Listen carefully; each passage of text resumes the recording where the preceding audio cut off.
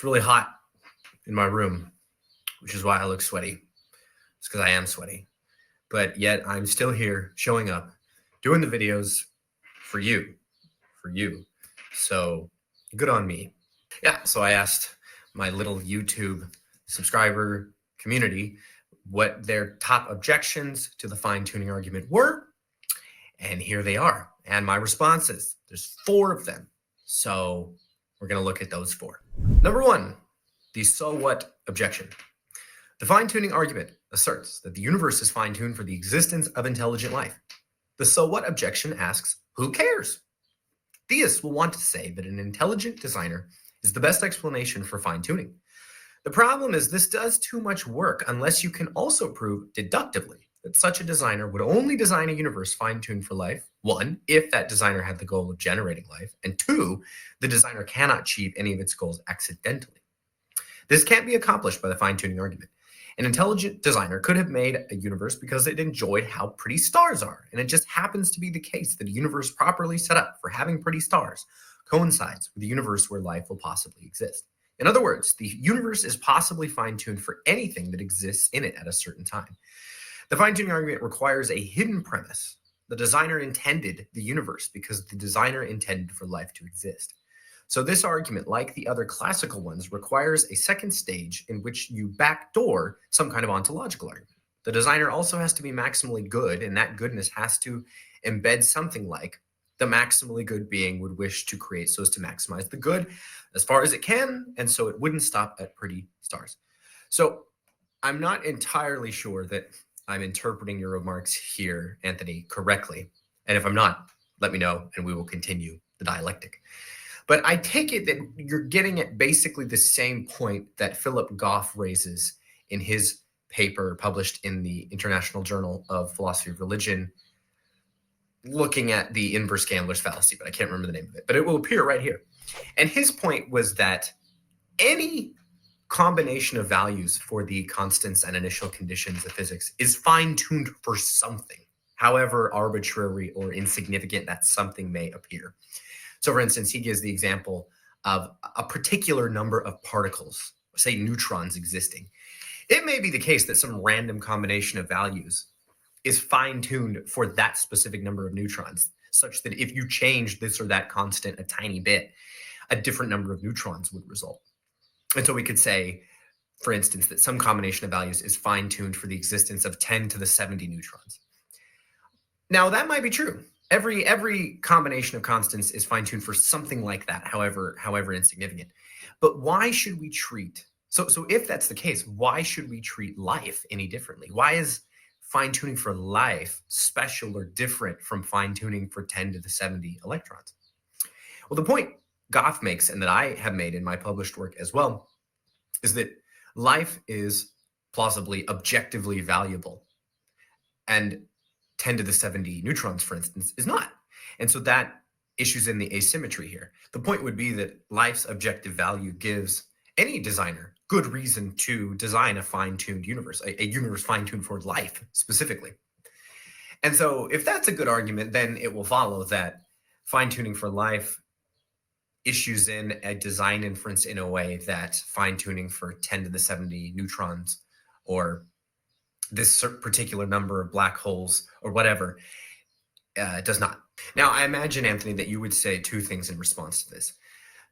First, you'd probably object that this consideration will only have force for people who accept value realism. It will only have force for those who think that there are facts about objective value, for those who think that statements about goodness and moral worth and beauty are objective rather than just subjective preferences. But then the point will be that most atheists are not moral realists or value realists.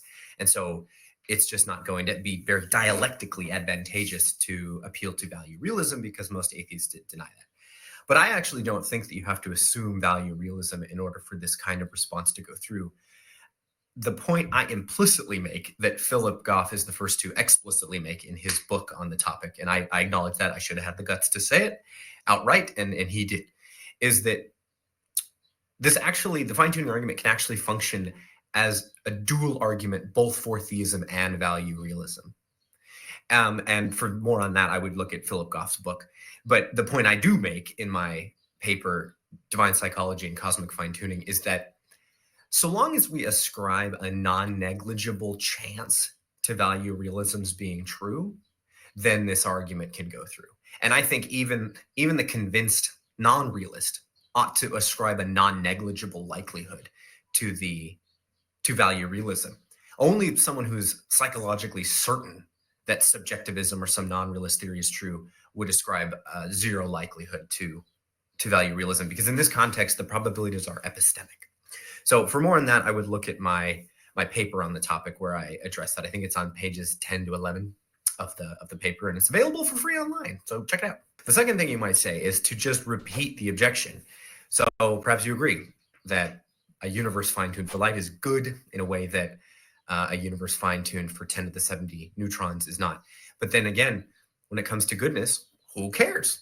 Why think that a designer would care about considerations of objective value? And while I think that this is a tough objection to specify the error in, it's very difficult to say where the objection goes wrong. It is clear to me that it does go wrong somewhere. And in that same paper on page 10, I give a thought experiment drawn from scientific discussion to illustrate the point that if we can establish an objective difference in this case between life and particular number of neutrons or other arbitrary features of a physical universe, then we have all we need for the design inference in this case, and we don't have to assume that the designer in question is good. So for more on that, see the paper. Now that in those two cases, this is a total plug for my work. I own that, I get that, and I'm not going to do that all the time. I'll do that rarely even. But I worked hard on the paper and it's available for free. So I'm not like getting a monetary benefit, like read my book and then you'll see.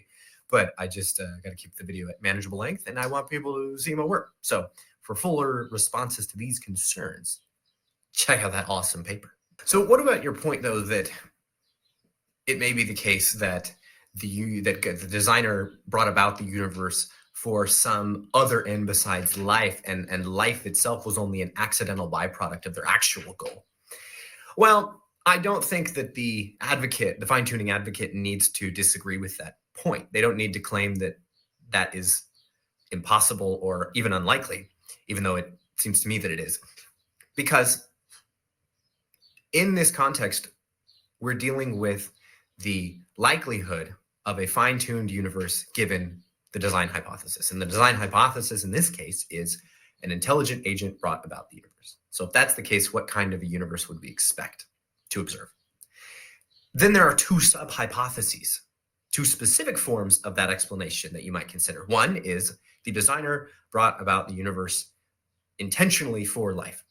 And the other is, as you intimate, the designer brought about the universe for stars, which just has the accidental byproduct of life.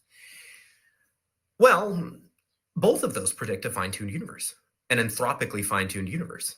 It's just that in the one case, it's incidental that it allows for life, and in the other case, it's intentional. But that doesn't make a difference to the fine-tuning advocate. Both of them entail that, given the design hypothesis, we ought to expect a universe fine-tuned for life. So there just isn't an objection here. It's not like they're mutually destructive, those two explanations. Rather, they are in this context mutually reinforcing, because both of them will entail the claim that the fine-tuning advocate needs, namely that the likelihood of a fine-tuned universe given design is non-negligible, is not vanishingly small. I mean, think about it like this. Let's say that the probability that, or the likelihood that a designer would design the universe intentionally for life is 1 in a trillion. And then let's say that the likelihood that said designer would create the universe for stars is also 1 in a trillion. Well, then the likelihood of a fine-tuned universe, given the generic design hypothesis that doesn't distinguish between these two, is 2 in a trillion. They add together. And 2 in a trillion is much, much higher than the likelihood of fine-tuning given naturalism, which is plausibly something like 1 in 10 to the 136th. It's unimaginably smaller. So I unimaginably, I think I got all the syllables.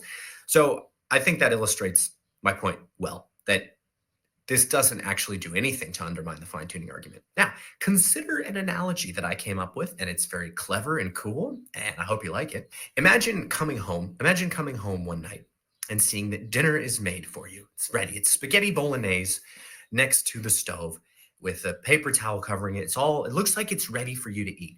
Now, you implicitly consider two hypotheses to explain these observations. On the one hand, you might think that an earthquake happened and all of the ingredients for spaghetti just were thrown around this way and that and came together in just the right way to make spaghetti bolognese. Now, that's an extremely unlikely explanation, but it's above zero. It's possible. It has some positive probability. But then you consider a second hypothesis, namely, your husband made dinner. The likelihood of spaghetti bolognese on that second hypothesis is much, much higher than on the first. But the point you make against the fine-tuning argument could also be made here, and I think it illustrates why it doesn't work. You could say, maybe for all we know, your husband actually just made an excess amount of spaghetti. He didn't intend to make spaghetti for you. He just made too much for himself and then put together the leftovers in a bowl and thought, all right, I'll give this to my hapless spouse. Well, that still predicts your observations. That's a sub-hypothesis of the cooking husband hypothesis, right? And it contrasts with the hypothesis that your husband intentionally made dinner for you. Both of them predict the data. And I would say that how we would then get to the stronger conclusion that he made dinner for you intentionally is just that it's more likely, right? It is more likely that your caring, loving husband made dinner for you intentionally than that he made dinner for himself and just had some leftovers. Though it's possible. Either way, it doesn't matter. For if your concern is only to rule out a chance explanation here and establish a design explanation, it doesn't matter which of the two sub-hypotheses you go with. They both take up some positive space in the probability space, and they outweigh, and both of them, either separately or together, outweigh the chance explanation. So there you go. It's pretty cool line of thought, and it clarifies some things about probability. I hope that's helpful. Number 2, if I had to pick one, it'd be the normalizability objection, which doesn't seem to be discussed very often. Right. So the problem here is that for any parameter or physical constant, the range of possible values that these constants and parameters could have taken on is infinite, right? Say it ranges from 0 to infinity. That's a simplification, but the idea is the same. It has an infinite range of possible values. Well, then what is the probability that the constant falls in any particular finite interval along that infinite stretch? Turns out that there's no coherent way to answer that question. So for instance, if we say that the probability of any particular finite range is 1 in 100, well, if you add 1 in 100 an infinite number of times, you're going to get a total probability above 1, which doesn't make any sense. It's like talking about a probability above 100%. So maybe you say that each finite interval of possible values measures 0 probability, or just say 0% probability. Well, then you're in a situation where the sum of an infinite number of 0 probability events somehow adds up to 1, right? That's denying countable additivity because it doesn't. But if every finite interval of values measure 0, then no matter how large the life permitting range was, as long as it's finite, the degree of fine-tuning or the evidential significance of fine-tuning would be exactly the same. So for instance, we talk about altering the mass of the neutron by 1%, either 1% larger or 1% smaller, life wouldn't be possible. Well, if this solution to the normalizability concern is correct, it would mean that even if the neutron could vary a googol orders of magnitude above or below its current value, that's still finite, however big, and therefore has measure 0, and therefore has an infinite degree of fine-tuning. Many people think that if that implication holds, your reasoning has gone wrong somewhere. So anyway, that's the normalizability objection. It gets rather technical. I need to look into it more. But the classic paper on this is the one by Timothy and Lydia McGrew and Eric Vestrup. And then there's another one co-authored by 3 people, Graham Priest among them. Same argument. And it's a concern. It's a serious concern. But I think in lieu of a more developed response, I think a perfectly sufficient one for the time being is that we ought to consider a restricted finite comparison range. And I think Robin Collins' suggestion is a good one. He says that we should restrict our attention to the so-called epistemically illuminated region of possible values. That is to say, that region of values that we can ourselves calculate for and determine the consequences of. Obviously, as finite agents, we can't consider the whole infinite range. We can only consider a finite range. And that means that the relevant question is, given that the constants fall into the epistemically illuminated range, what kind of, or what combination of values and constants ought we to expect if theism or naturalism is true? So it's a way of restricting the comparison range to finitude. I think that's perfectly plausible. And I even think that if you do away with considerations of epistemic luminosity, you can just pick any finite comparison range. Pick anyone from negative 10 to the Google power to positive 10 to the Google power. I think that makes sense. And just say that we're including in our background information that the constant happens to fall within this finite interval. And then the question will be, given that it falls in this interval, what value should we expect? And then the fine-tuning argument can go off as normal. I also think we can give a more qualitative response to this objection that some may or may not find convincing, but I think is on the right track, namely appeal to physicists' intuitions. So most cosmologists working in this area do agree that the relevant constants of physics are fine-tuned for life. So even if they don't know how to solve the technical issues of normalizability, they have the intuition, the instinct that it can be solved. And that's got to mean something to non-scientists then working in this area. I mean, when was the last time that a philosopher successfully refuted a scientific research program purely on philosophical grounds? Maybe there are some. Let me know if I'm totally off base here. But Jeff Kapersky makes this point in his book, The Physics of Theism, that if we issue this objection, we are not just disagreeing with certain philosophers, we're disagreeing with most physicists about material in their own field. And I think there's also been some philosophical work on scientists' intuitions and why we should trust it. And I don't actually know that literature, but I think this kind of response is interesting, and it ought to give us pause before, yes, at the very least, it ought to give us pause before we go about claiming to have refuted scientific claims on the basis of philosophical arguments. There's something awkward about that situation, and we should only do so with great trepidation and thorough investigation beforehand. And so I think that for the time being, I just will trust the scientific community's intuitions that these fine-tuning claims can be adjudicated, these technical difficulties notwithstanding. Number 3, I think objections having to do with probability are the best ones. Basically, the fine-tuning lacks a justified theory of probability to back it up, and it ends up depending on the principle of indifference, which is known to be already problematic. Right, so in making the claim that fine-tuning is unlikely given naturalism, we have to apply a principle of indifference to the total range of possible values. And here we'll assume it's finite for the sake of argument. Let's say there are 100 different possible values for the constants and initial conditions. The principle of indifference would then tell us that if we're in a situation where we have no reason to think any one outcome is more likely than another, we have to treat them as equally probable. So if we have 100 different combinations of values, we ought to say that the likelihood of any one specific value is 1 in 100, right? So we just treat them all as equally probable, treat them indifferently. That's how we arrive at the claim that fine-tuning is extremely unlikely given naturalism. We have this huge range of values, of possible values. We have the life-permitting range, it's really small in comparison, and we say that the total range of values is any particular value along the total range is equally likely, and so the likelihood of a life-permitting value is very, very small. That's the idea. It's just that many people object to the principle of indifference as generating knowledge out of nothing, so to speak. Like, how do we know they're all equally likely? I think that this issue is a real one, and I would like to think about it more. I would like to research it more and come to grips with the relevant problems. In the meantime, though, my response to the problem of the principle of indifference will be the same as I would give to the problem of induction, of justifying inductive reasoning. It turns out, David Hume taught us that you can't justify inductive reasoning either deductively or inductively. So then maybe it's all unjustified, and there goes scientific knowledge and all empirical knowledge and so on. Well, I don't have a well-developed response to the problem of induction, but I think I don't need one. I would just say that reliance upon induction is necessary to navigate life. It's practically impossible to go through life without using induction. And it impresses itself upon us. Maybe we know it in a properly basic way. I don't know.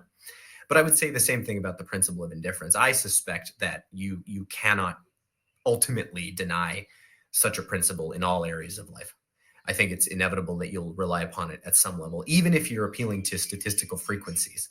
I can't justify that claim, but that's Miles's intuition, much like the scientist's intuitions. That's the philosopher Miles's instinct, and it's good for me for the time being. It's not an ultimate response, but it's one that I'll work with for now. So that's all I got for you for the time being. Number 4, scientific anti-realism. You don't see this objection very often.